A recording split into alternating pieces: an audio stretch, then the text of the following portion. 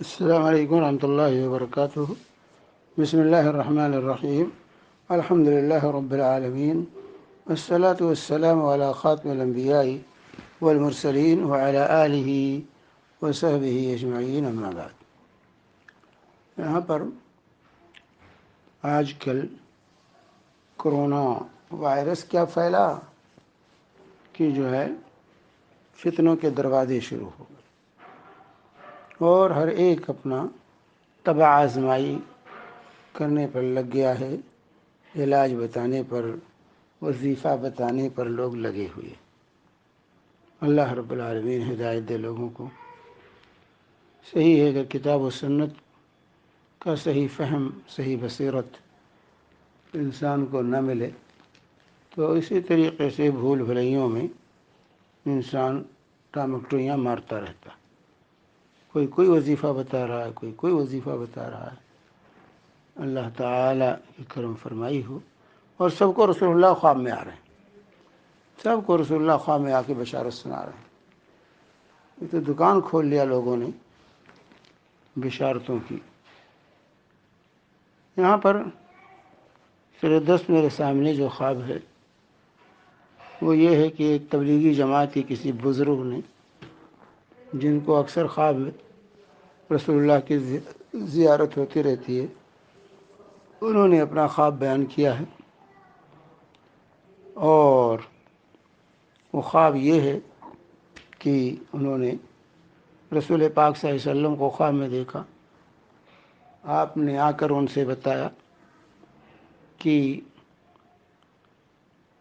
لوگوں، خود بھی اور لوگوں کو بھی کہو کہ 3 مرتبہ سورہ فاتحہ اور 3 مرتبہ سورہ اخلاص یعنی قل هو اللہ احد، اور 313 مرتبہ حسبنا اللہ ونعم الوکیل پڑھ، تو کرونا وائرس سے محفوظ رہیں۔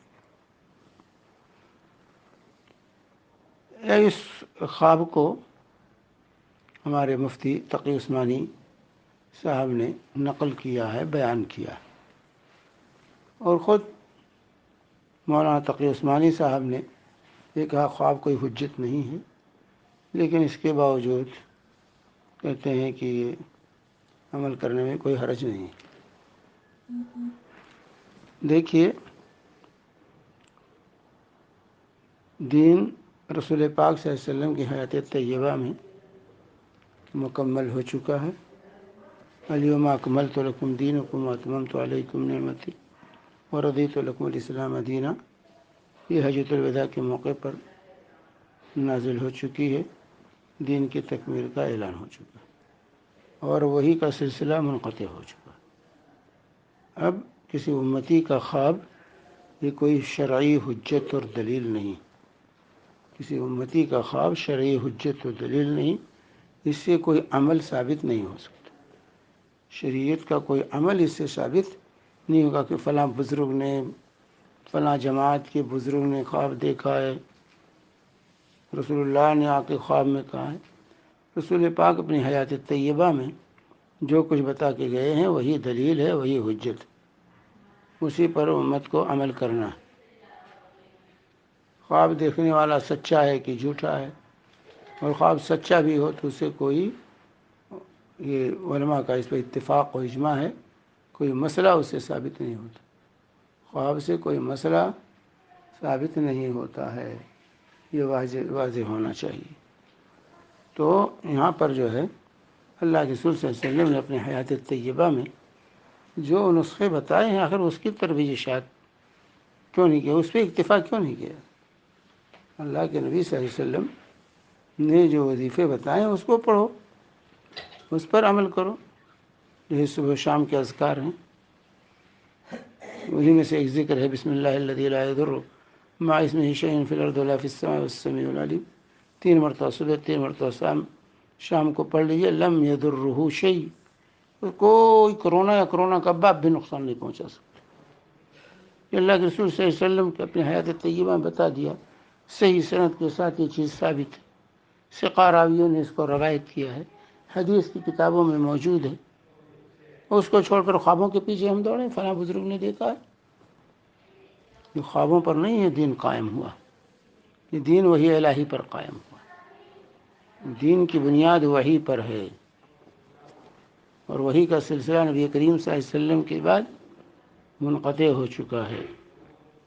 اب وحی نازل نہیں ہوگی کسی پر۔ خواب میں بھی اللہ کے رسول کو اگر کسی نے دیکھا ہے تو اسے کوئی مسئلہ مستنبط نہیں کر سکتے، کوئی مسئلہ اس سے ثابت نہیں ہوتا۔